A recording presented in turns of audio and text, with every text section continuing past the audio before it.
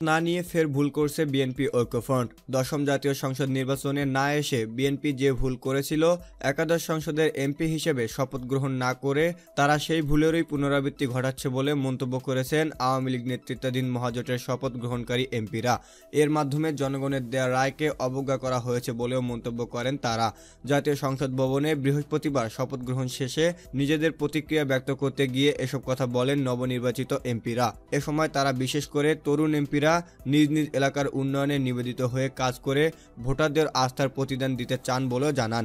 আওয়ামী লীগের মনোনয়নে এমপি নির্বাচিত হওয়া ক্রিকেটার মাশরাফি বিন মর্তুজা শপথ নেওয়ার পর সাংবাদিকদের বলেন, খেলা ও রাজনীতি দুটোই একসঙ্গে চালিয়ে যাব, দুটোতেই ভালো করার চেষ্টা করব। স্বতন্ত্র প্রার্থী মুজিবুর রহমান চৌধুরী নিক্সন বলেন, এলাকাকে সন্ত্রাস ও মাদকমুক্ত করতে সবাই মিলে কাজ করব, এলাকার উন্নয়নের অসমাপ্ত কাজগুলো সম্পন্ন করব। মেহেরপুর 2 আসনের মোহাম্মদ সাজিদুজ্জামান খোকন বলেন, প্রধানমন্ত্রী তরুণ নেতৃত্বকে যেভাবে প্রাধান্য দিয়েছেন সেটি ভবিষ্যৎ জাতি গঠনে গুরুত্বপূর্ণ ভূমিকা রাখবে। এমপি নির্বাচিত করায় এলাকার ভোটারদের অভিনন্দন জানিয়ে তাদের আস্থা অর্জনের চেষ্টা করবেন বলেও জানান তরুণ এই এমপি। আরেক তরুণ এমপি বিকল্পধারা বাংলাদেশের মাহিবি চৌধুরী বলেন, এবার জনগণের ম্যান্ডেটটা অনেক বড়, তাই দায়িত্বটাও অনেক বড়। সেই দায়িত্বটা আমরা দায়িত্বশীলতার সঙ্গে পালতে চেষ্টা করব। যারা আমাকে ভোট দিয়েছেন, আমার উপর আস্থা রেখেছেন, বিশ্বাস করেছেন, তাদের প্রতি ধন্যবাদ ও কৃতজ্ঞতা জানাই।